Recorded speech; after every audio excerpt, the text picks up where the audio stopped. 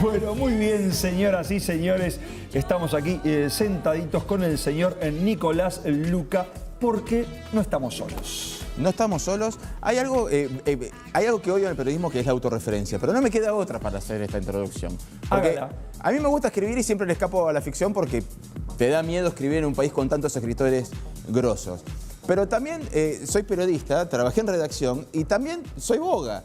Entonces, cuando me encuentro a escritores que son abogados, periodistas y profesiones afines, que han visto cosas realmente que si las contás como pasaron, la gente cree, no, eso no pasó, eso es inverosímil, y que se dediquen a la novela negra, es algo para mí realmente reconfortante. Es gente a la que, con que solo me digan que se dedican a eso, ya empiezo a admirarlos automáticamente. Y bueno, vamos a hablar de sus obras y obviamente de una enorme diferencia. No es lo mismo una novela policial que una novela negra. Y están con nosotros, y le damos la bienvenida a Horacio Convertini, María Inés Krimer, y Matías Bragagnolo. Buenas tardes.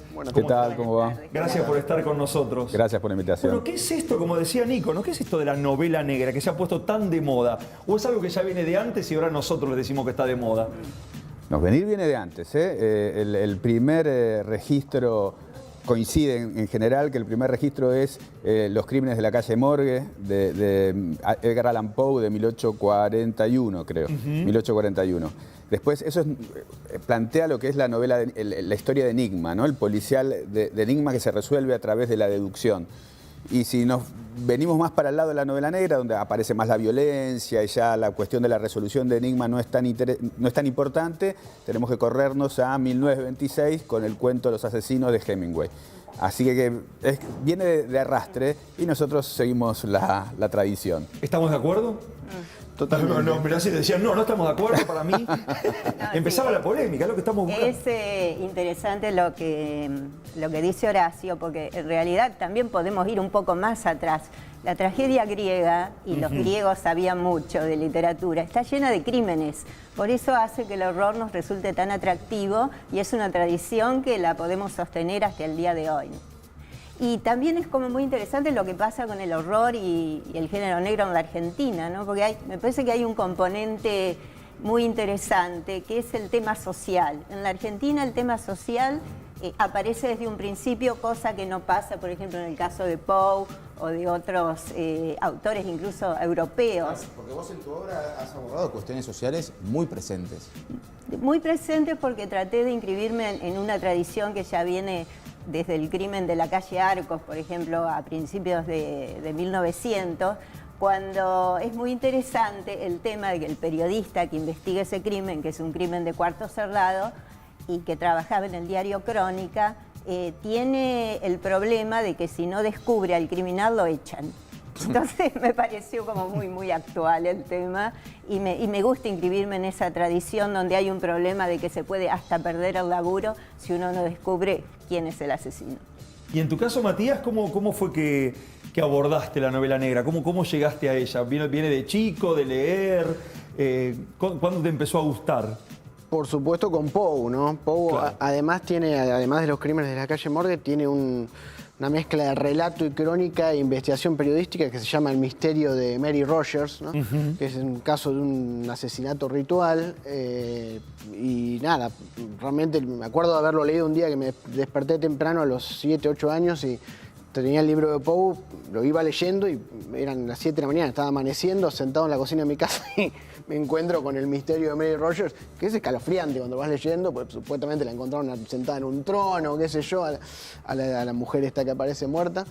Y después, mucho más grande, ya sí me concentré más en la novela negra de mediados del siglo pasado, o sea, décadas del 40, 50, 30, con autores que sacaban novelas casi como chorizos, ¿no? David Wood, Jim Thompson, tipos que tenían personajes muy podridos, muy oscuros. Muchas veces el protagonista era el malo en las novelas claro. de estos autores, ¿no? Y eso sí se asociaba más a la novela negra propiamente dicha, la del presidiario que sale y quiere hacer una buena vida y se encuentra con la mujer de un millonario que lo seduce y terminan matando al millonario y, ¿no? y metiéndose en un lío enorme, cada vez una bola de nieve. ese tipo de novela. Es bien lo que es novela negra, El cartero llama 2 veces, por ejemplo, claro, ¿no? Es un clásico. Esa es la parte que más me atrae por arriba del policial de enigma, que por supuesto tiene lo suyo. Ahora, independientemente de las profesiones paralelas de ustedes, o sea, más allá de ser escritores, estamos hablando de un ex editor de policiales del diario Clarín y 2 personas que han ejercido el derecho. Yo recuerdo, en una época trabajaba en la justicia y me enteré que los matatigres existían, ¿no? Y yo los había leído en el túnel de Sábato. Decía, ¿cómo que existe esto? ¿Cómo que realmente existe esto? Y después, obviamente, un poco antes, cuando leía Sangre Fría, termino de leerlo, estaba fanatizado con la Sangre Fría de Capote, Divino, todo, y mi profesora de literatura me dice, es un caso real. De hecho, es una crónica periodística que derivó en un libro. ¿Qué es lo que les pasa a ustedes cuando quieren contar algo que sabemos que en la realidad es realmente grave y a veces que no hay que darle demasiada decoración? ¿Y cuál es la reacción de la gente? Che, te pasaste de la raya, y uno tiene que explicar, no, mirá, hay un mundo que vos no querés ver, pero que ocurre así. Pasa mucho cuando te tildan de depravado por ciertas cosas que escribís y vos decís, mirá, lo tenés a la vuelta de la esquina. Lamentablemente, ¿no? Esto que estoy contando yo pasa a la vuelta de tu casa, ¿viste? Sí, claro que cuando no es un mero cliché que la realidad supera la ficción, ¿no? No, también a veces yo prefiero más ubicarme en el lado de lo imaginario más que recoger cosas muy derechitas de la realidad. Tal vez porque vengo del palo del periodismo en el cual la realidad te impone sus reglas todo el tiempo. Entonces no voy a llevar esas reglas de la realidad a la literatura porque sería de alguna manera asfixiante. Entonces prefiero más jugar con elementos que no son tomados estrictamente, por lo menos de la realidad noticiosa. Y busco más por otros lados. Y en ese sentido lo que busco es esa partícula siniestra que uno encuentra en todas las personas. En vos, en mí, sí. En ella. En ella no, porque ella es buena. No, pese a los anteojos de Greta Garbo, que son forzados. Ya con los lentes me impone respeto. Sí, no, quiero aclarar que es un tema de una queratitis en un ojo. Okay, no es que me estoy creando un enigma en relación a mi persona ni a mi obra, ¿no? Pero lo voy a pensar. Si funciona. Te quedan muy bien, te quedan muy bien. Es eso que se puso de moda en los últimos años en las películas y en las series, que nadie es 100% bueno ni 100% malo, sino somos todos humanos. Sí, yo estoy convencido de eso además, sí, ¿no? Que hasta en la persona que se presenta sobre todo el que se presenta hacia el mundo como alguien impoluto, si rascas un poquito la corteza vas a encontrar un poquito de mugre. Ahora no trabajás en Policiales de Clarín, estás trabajando para la revista Viva, ¿verdad? Exacto, sí. Y muchas veces cuando te llegaban esos casos, cuando los veías, esto que decías recién, ¿no? Ver ciertas cosas que decís, esto está, no voy a decir que está buenísimo porque es un caso real, pero hay ciertas partículas del mal, como dijiste vos ahí en un momento, que son para tener en cuenta a la hora de escribir, digo. Siempre pasan casos policiales que cuando vos los lees, si planteás escribirlo, un editor te diría, no se lo va a creer nadie. El caso García Belsunce, por ejemplo. ¿No? El caso García Belsunce, si vos lo escribís y lo presentás a una editorial, te van a decir, mira, acá tenés un problema de verosimilitud. ¿No? ¿Cómo esta señora va a morir va a ser asesinada de 5 balazos en la cabeza y nadie alrededor de ella, ni su marido, ni su amiga, ni sus parientes se van a dar cuenta que tiene 5 balazos y van a creer que se patinó en la bañadera y se golpeó con el canto de la canilla? Entonces ahí tendríamos un problema, ¿no? Un problema desde la ficción. La realidad ya la conocen todos. Bueno, y hubo otros casos. De todos modos, yo pensaba, escuchándolo, Horacio, que tanto el género negro como el policial tradicional tiene un cierto formato y una cierta exigencia literaria. O sea, es necesario leer a los maestros para después hacer género negro, porque no es una transmisión directa de lo que sucede en la realidad a la ficción. Hay mediaciones, hay formas, hay tonos de narrar generalmente, los policiales o los novelas de género negro más exitosos y que perduran en el tiempo. No sé, estoy pensando desde Agatha Christie a todos los norteamericanos, o Chandler, en este momento los escandinavos, o la muy buena novela negra que se hace en Argentina, tiene exigencias formales muy interesantes como para estudiarlas, y a mí en lo personal es lo que me interesa del género, o sea, cómo hacer para que uno pueda anclar un caso y que eso dure, que dure en el tiempo, no solo que tenga la instantaneidad de lo periodístico, sino que uno formalmente disfrute de cómo está narrada la historia. Mencionaste recién a los escandinavos, ¿no? Y casualmente hay como una gran divergencia con la Argentina. La Argentina tiene mucha realidad triste policial, en la realidad, y no así los escandinavos. Y sin embargo, las novelas de Joe Nesbo es algo que nosotros consumimos mucho, y ellos no tienen esa realidad cotidiana de tanta oscuridad.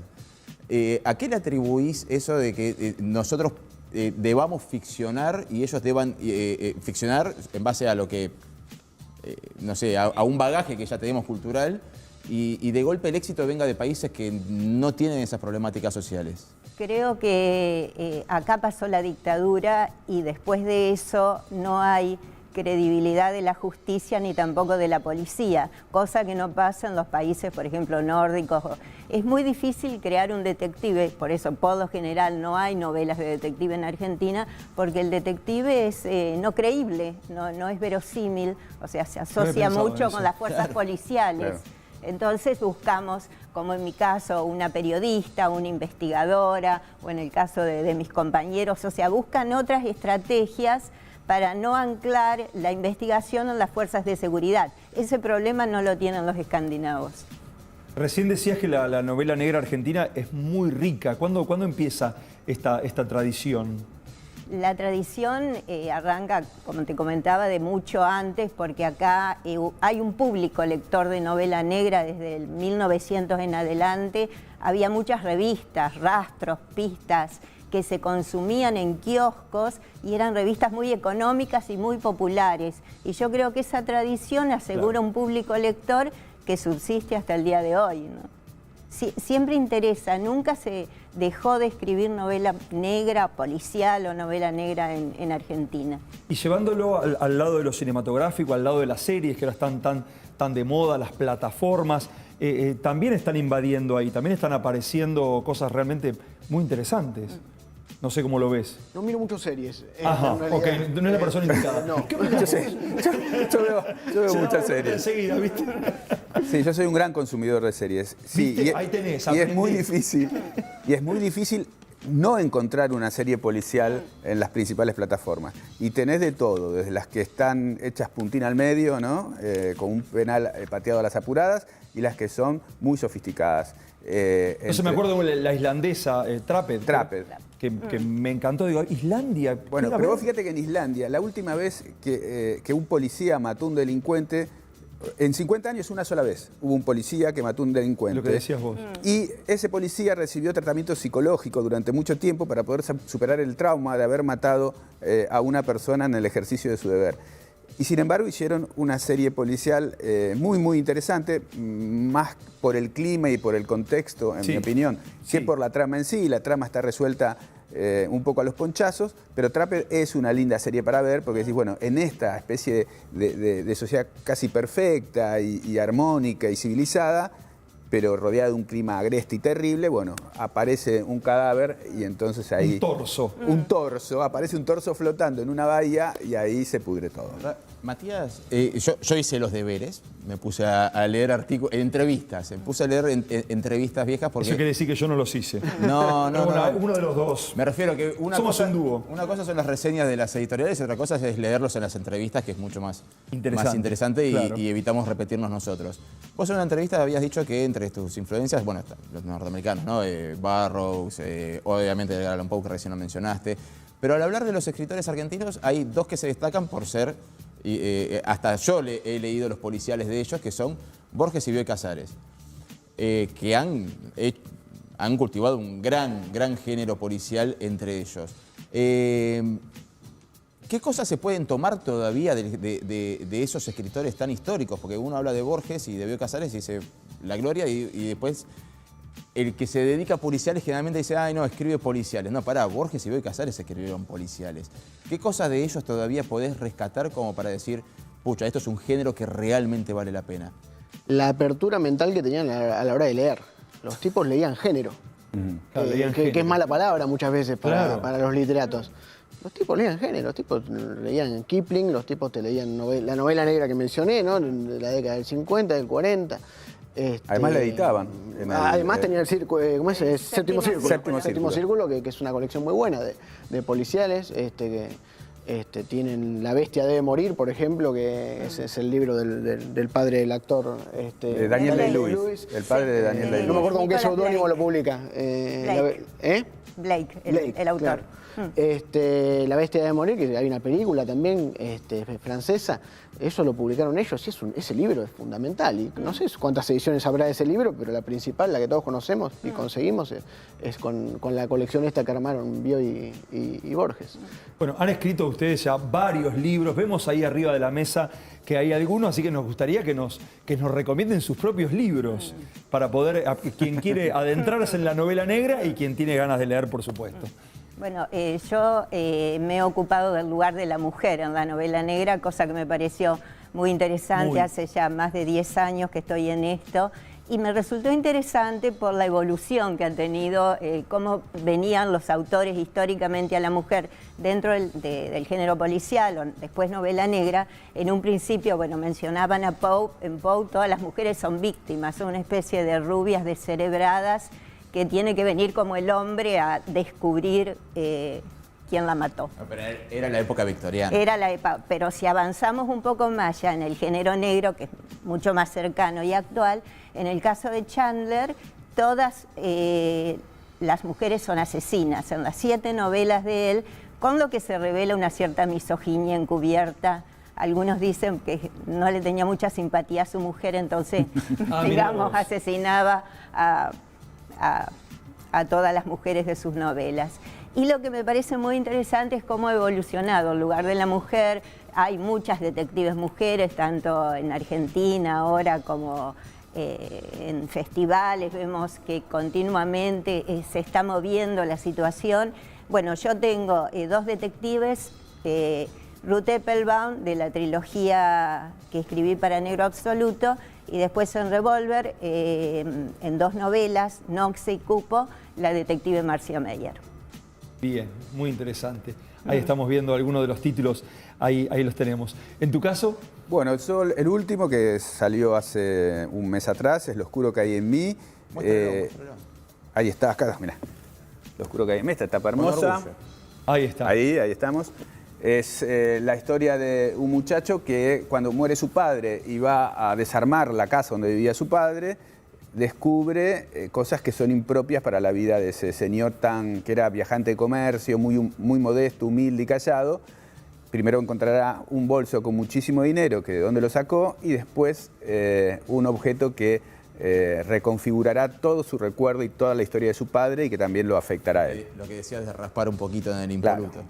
Y En qué lindo este el caso título, ¿no? raspa y encuentra. Claro, porque lo oscuro que hay en mí, digo, todos tenemos un lado oscuro y me encanta el título, muy, muy interesante.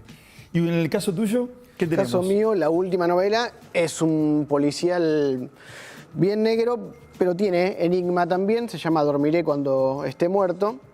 Dormiré cuando esté muerto. Y lo que hice fue básicamente tomar como molde estas novelas que me gustan tanto de la década del 50 norteamericanas y ubicarlas en un pueblo de la provincia de Buenos Aires, un pueblo ficticio.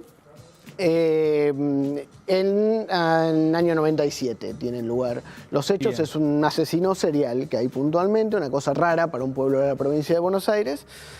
Los asesinatos todos tienen que ver con la cuestión del sueño, por eso se llama Dormiré cuando esté muerto. Y nada, tiene todos los clichés de la novela policial negra. El personaje narrador es bastante desagradable, tiene su femme fatal, la buena y la mala, ¿no? Todos los condimentos.